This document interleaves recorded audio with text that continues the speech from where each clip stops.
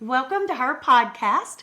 Today, we are so honored to bring you this powerful and deeply needed conversation with Stacey Womack, who is founder of Abuse Recovery Ministry and Services, known as ARMS.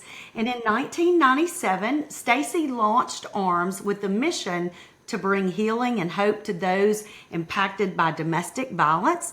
And since then, she has ministered to over 45,000 women through the ARMS faith-based programs and resources. Stacey is not only a nationally recognized advocate, but also the award-winning author of On the Front Lines of Abuse. And she brings more than 2 decades of wisdom, compassion, and practical strategies to help families, churches, and communities understand and respond to abuse with clarity and courage. So welcome, Stacey. Thank you so much for taking the time to share with our audience from your experience and expertise. Thank you.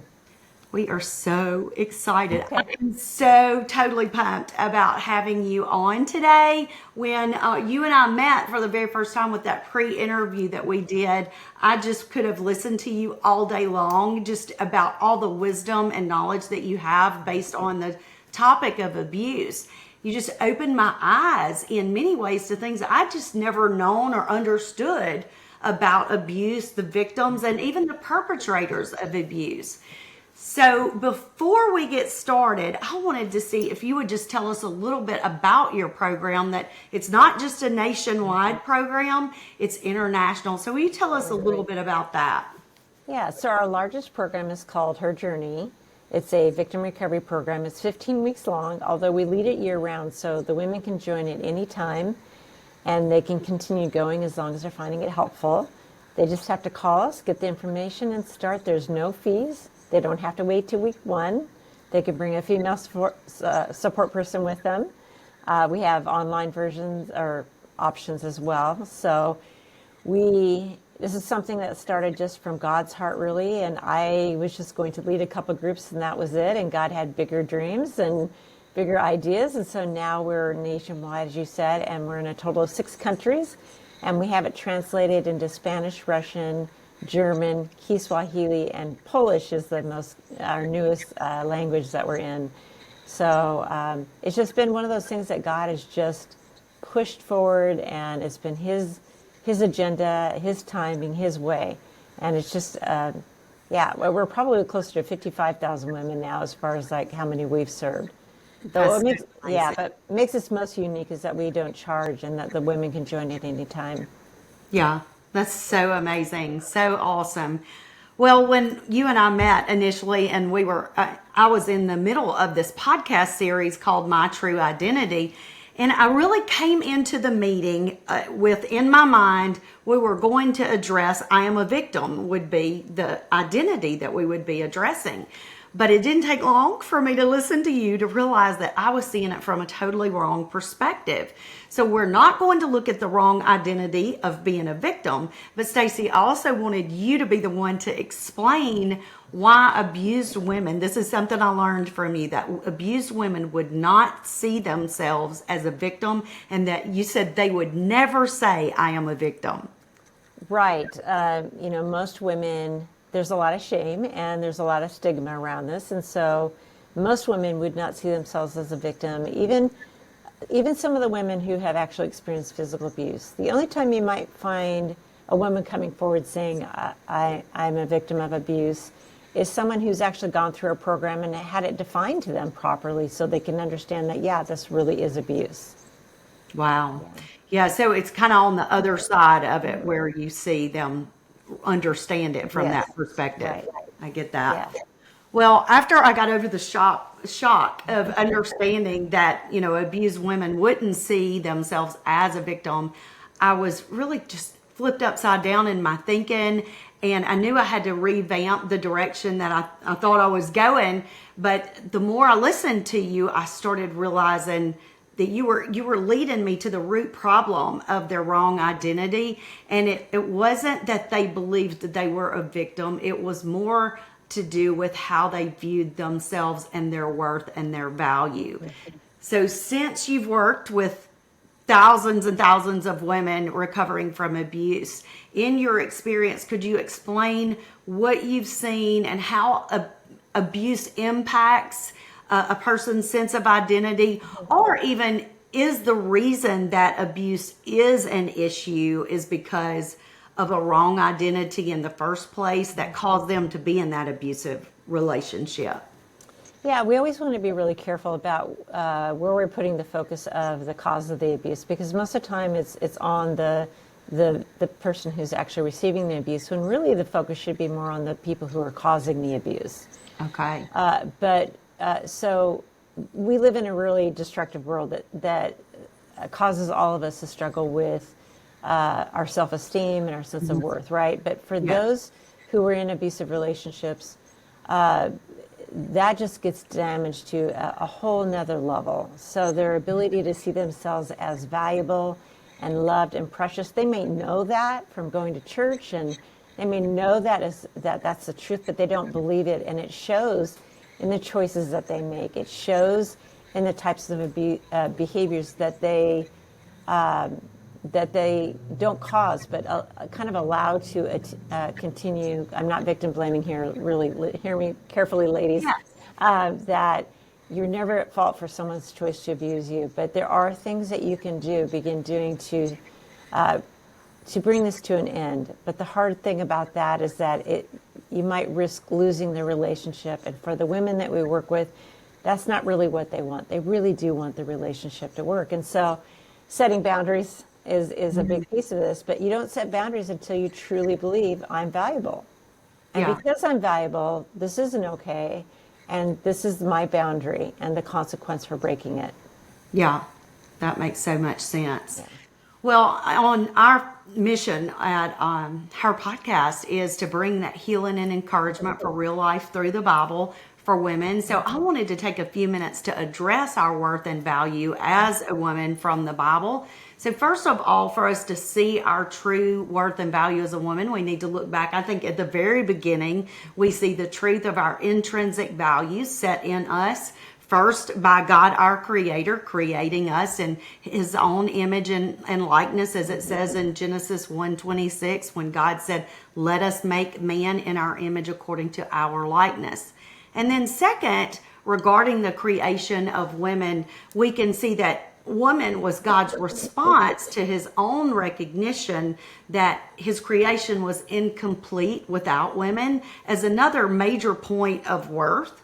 And, at this point, when women came along, all plant life, every living land and sea creature had been created, and God had created man out of the dust of the earth. And then God had created this garden for man, set him in it, and then for the very first time at that point is when He looks at it and says, something's not good. So in Genesis 2:18, God said, "It is not good that man should be alone. I will make him a helper comparable to him."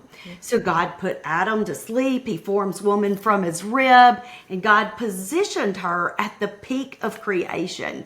And with that one final holy brushstroke, the Lord completed His work of creation, making the woman, showing us, I believe, that God's divine intention of finishing His creation with the uniqueness of woman. And there's value, so much value right there. That uniqueness of woman's creation just attests to our value. So woman's the only living being with an original source that was another living being. And the fact that woman was that final finishing touch on creation shows the distinction that God had set on her. God created woman as the crown of creation. And when I think about a crown is a mark of honor that symbolizes royalty. And so everything about that just shouts incredible value and worth. In another Bible passage that I was thinking about with this is one that so many of us would say, oh, I absolutely know that one. The Psalm 139. And Psalm 139:14 is the passage that says, "I am fearfully and wonderfully made. Marvelous are His works, and that my soul knows very well." So this once again points back to the Creator. He's the one who always sees our value because He set that value within us. He created us in His image, shaped us with His holy hands to be exactly who we are. So when we really get off base in our understanding and our beliefs about our worth and our value, I think we've disconnected from our Creator. So Stacey, I remember you talking about how people tie their identities and their roles and their roles, their relationships or accomplishments. So would you talk about that a little bit, and any other way that you think we might lose our true identity and how that affects our lives and even our perceptions? Yeah, I think it can take a while before we even figure out what our identity is. I know that it was probably in my early 30s when I really began to figure that out. But we tend to base our value on who we know, what we have, our accomplishments, that type of thing. So, for me, it was like, that I was a mother and that I homeschooled, and the big one was that my dad was a pastor. That's what made me special. But really, God had to begin to tear away those things that I was attaching my identity to, because our identity should be tied to only Him, because He's the one who designed us, who created us, knows what He has planned for us. And so that took some time for me to let go of those things that I thought made me special. And for our listeners, whatever you think makes you special, the most important thing, or maybe you don't even feel like you're special. You should know that you're special because God planned for you before you were even conceived. And Right. that one verse that you mentioned, that God made man in His own image, in the image of male and female, He created them. That word man there doesn't mean male, it means mankind. God created mankind in His Right. image. Male and female, He created them.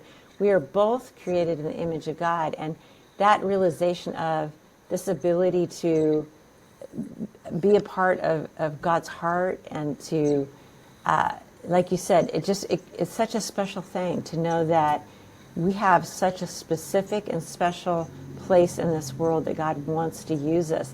But we as women are also sensitive, and we desire relationship, so much so that a lot of times we will actually put our relationship above God. And we will keep trying to make a bad relationship work because that's what we want, even more than our relationship with God. And that's a hard look at ourselves. And yet God totally understands why we would do that. He created us for relationship, and we desire it as women. And so Yeah.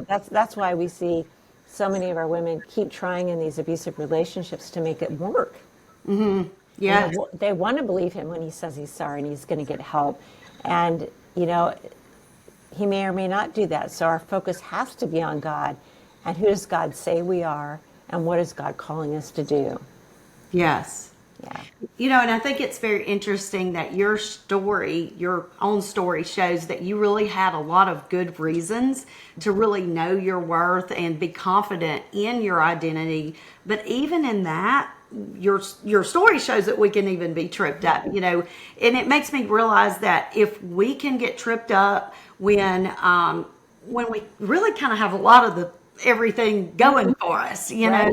that if we can do that and get tripped up in our understanding of our value and our identity, then we have, obviously that conclusion would be, if you've got a lack of affirmation in your value or positive identity nurturing in your childhood, that can really impact you in your adult life as well and lead to possibly a life that allows abuse. So what about that? So, yeah, definitely.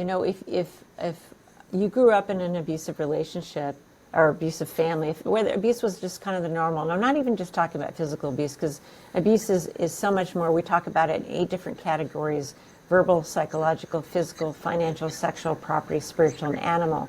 So abuse just means the misuse of. So it's a misuse of anything to gain power and control. So if you grew up in that environment, that is your norm. You may not have liked it. You know in your heart it wasn't right, but it is still what was normal for you. You're much more likely then to have your self-esteem more damaged and be more open to walking into a relationship that isn't healthy, and accept behaviors that are unhealthy, because it's what you knew. Even I've had women say, "Hey, Stacey, I had one healthy boyfriend, but I broke up with him because I didn't know what to do. It just felt odd to me." Uh-huh. And so they didn't know how to do like healthy, normal. And Yeah. so they found themselves always then going back to these unhealthy men who would be abusive to them because that's all they knew. Yeah, and I was thinking about a long time ago friend that I had that got into a relationship on the front end. She saw that it was not going to be good. She saw things that I knew were red flags, and I thought she knew they were. And so that, but she still married him, and yes, it was an abusive relationship. And I just wonder about red flags. Do you think that women ignore or overlook? Are there red flags there that they ignore and overlook for that relationship? I think there's red flags but I think that unfortunately most women aren't really aware of what those red flags are. And there is this sense of, well, he had an abusive past. I'm just going to love him through this. I can help him change, which we can't. We aren't the fixers. God is the fixer. Yeah. And so there are definitely red flags. But what I find in working with women is that after we start taking them through the recovery process and explaining the forms of abuse and the types of behaviors that go on, they're like, oh, that was always there, but I didn't recognize it as abuse. Or even when somebody told me they saw something, it's kind of like, well, they just don't know him like I do. Yeah. And Yeah. and because these men have really good qualities too, and so that's why women fall in love with them. They have some really great qualities. Yeah. And so once you are invested in that relationship, you feel responsible to keep working at it to make it work. And I mean, once you're married, then you even more feel responsible to keep working at it. But I just recently met a young woman who's engaged, and it's very, very unhealthy. And she, even at that, she can recognize it, and we had a long talk about it. But I could hear her wanting to go into denial, and we talked about, is he willing to get help, and and she's like, well, it's not as bad as it used to be, or all the minimizing that goes on, rather than what are the boundaries that you should have in place based on your worth, and what is God calling you to do, and we all make mistakes. I mean, you could some guys are so good that there aren't any signs until after they're married, and I've had hundreds of women tell me the abuse started on their wedding night. Wow. Because at that point, on a deep subconscious level, he sees her as his property. So now he can do whatever he wants to his property. The guys would never say that, but it shows in the choices they make that that's what they believe. Wow. Yeah. Well, one thing that you talked about before too was the perpetrator actually being the one that saw themselves as they would have had the I am a victim statement and identity. And so explain that and talk about that a little bit as well. So for someone who's using abusive behaviors, they're all narcissistic, meaning that they are self-focused and selfish. And so, therefore it cannot be their fault when something bad happens. So it is their boss's fault, their parents' fault, the alcohol's fault, your fault. So in their mind, they're the victim. So they don't see that what happened is a consequences of their choices that they've made. Yeah. So a lot of times, because we work with the men as well, when we talk with them, it's like I have to back them up because they want to start off by telling me what she did. And I'm like, well, what was going on before that? What was going on before that? What was going on before that? It's like I have to go back like 4 times just to get him to start sharing with me what he was doing that led up to that event that he considered himself being the victim. And really, it's a setup where she can't win no matter what. Wow. So he's therefore then the victim. Wow. That is so enlightening.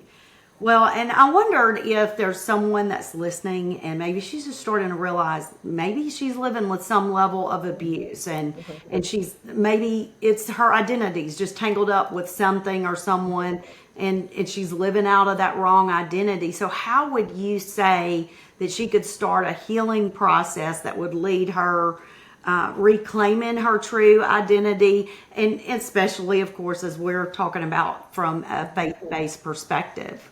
Absolutely. So, that's exactly what her journey does. I've even had women who haven't been in abusive relationships find the program really helpful because it's just God's truth.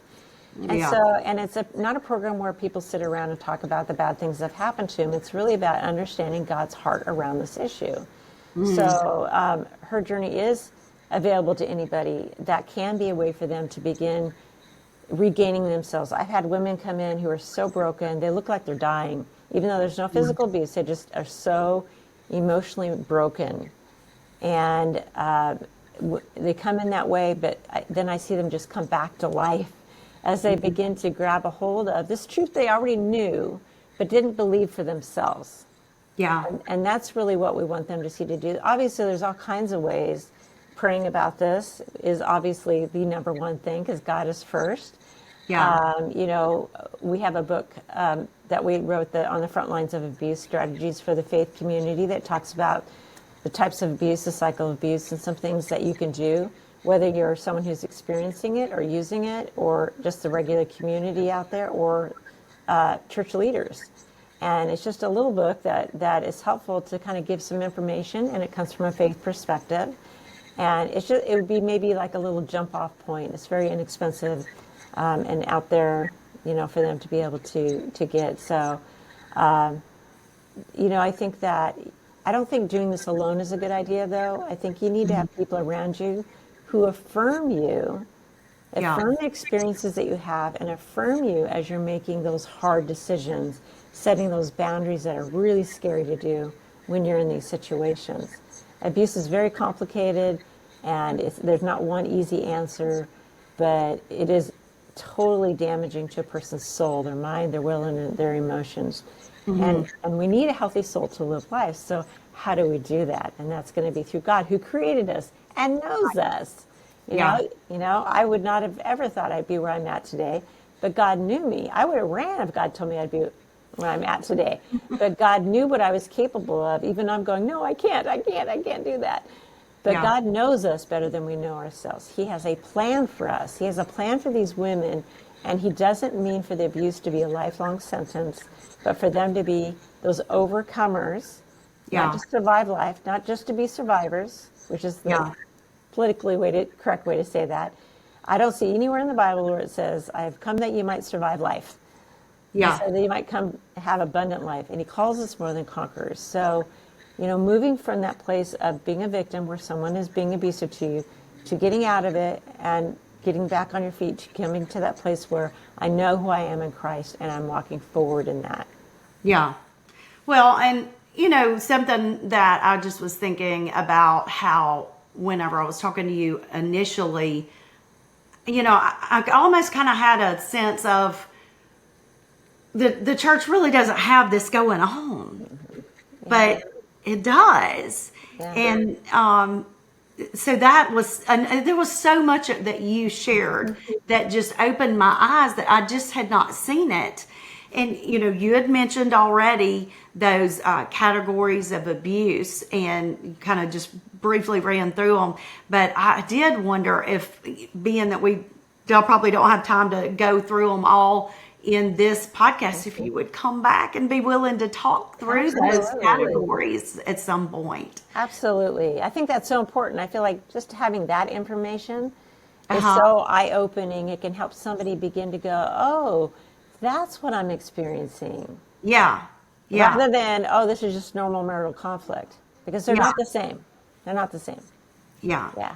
And so I think maybe that's why, for me, and the church kind of thing, is where we think that's not really going on in the church, so to speak. But I mean, it's so silly at the same time because we're all still broken people being transformed by the power of the Lord anyway. So Yeah. anyway, I would love for you to come back and share that as well. So, with that though, are there some resources that you offer that and you could share with the women who are listening that would be a help in any of this kind of relationship that they might have to help them walk through that healing? Yeah, absolutely. On our website, abuserecovery.org, it's all one word, abuserecovery.org, we have all kinds of PDFs they can download, or there's a how healthy is my relationship quiz that they can take on there and begin to discover that what's going on. There's articles on there, there's blogs on there that could be really helpful. All of that is free. We also have some little trainings on there that have been made in the past that they can download. There's a small cost for those, but very inexpensive. Our goal is really to help people. And so, yeah, we have all kinds of, and then we're also just here to answer the phone and have a conversation with them. And everybody here is trained well, understands the issues well. The men in our office as well as the women in our office. And sometimes the women are like, I don't know if I want to talk to a man. But it's so refreshing to talk to a man who gets it. Yeah. But once they do that, they usually ask for the men because it's so great to hear a guy who actually understands it. Yeah. So tell me how people could connect with you other than the website. Is there anything else? And if they are in that abuse situation and all of that, is there anything else that other than call in, go into your website? So they can, always call us at 503-846-9284. That's how we give everybody the information about where the groups are at. So there's that. If they're in danger, if they're in physical danger, if there's a family justice center in their community, they're nationwide, and they're kind of a one-stop shop for those who've experienced abuse. So they have all kinds of services. I would say do that. If it's not risen to that level, and they're not even really sure if they're actually in abuse, because the comment we hear all the time, well, he's never hit me. But most abuse isn't physical, even though it's the number one cause of injury to women in the world, including the U.S. So, just being able to, we've got book lists on there that aren't our books, but other books out there that they might consider reading too. So they can do some discovery, but I really, like I said, I think it's much harder for any woman to find healing without being in a group of women who understand it, have gone through it, so they don't feel alone. Yeah. Because a lot of times an abuser convinces you that you're the horrible one, so you're the one with the problem. Yeah. You wouldn't be having these problems if it weren't for you, but you get into your group and realize, oh my gosh, this is a tactic that all these women's partners have been using on them. So it isn't about me, it's really about him and his use of abuse. So I just want to encourage the women out there that there is hope and there is a way. It's maybe slow and hard, but God is with us and we're there for you to serve in whatever way we can, even if it's just you call in and we pray with you. Yeah. Well, and aren't you trying to, or I don't know if that's the right words, but you are expanding. You're already in. So tell us, is there anything about that you would want to say? Sure. So there's a couple things that we're doing. Well, something that we've been ongoing is we're always looking for women who are in a healthy place, whether they've experienced abuse or not, to go through our training to become a Her Journey leader. We need more. We want groups in every single state and every single county in every single state. So we need more people to go through the training. We're also getting ready to expand to a national men's groups. We've been doing it here in our state for more than 2 decades, and we meet the state standards. And it's been very successful. So we're going to offer this nationally to the men out there and the wives to be able to set that as a boundary to say, you need to go through this program for us to have an opportunity to actually make it. And so that's going to be starting this fall. Okay. So, that's awesome. That is so impressive what you're doing and what God's doing through you and your ministry. So I'm just praying that it is just continued anointed and success as you go in the name of the Lord. And I do want to thank you so much for sharing with us and being willing to come back and tell us about the 8 categories of abuse as well. And I do want to thank our listeners for being a part of her podcast today. And we hope that you have found healing and encouragement for your real life today.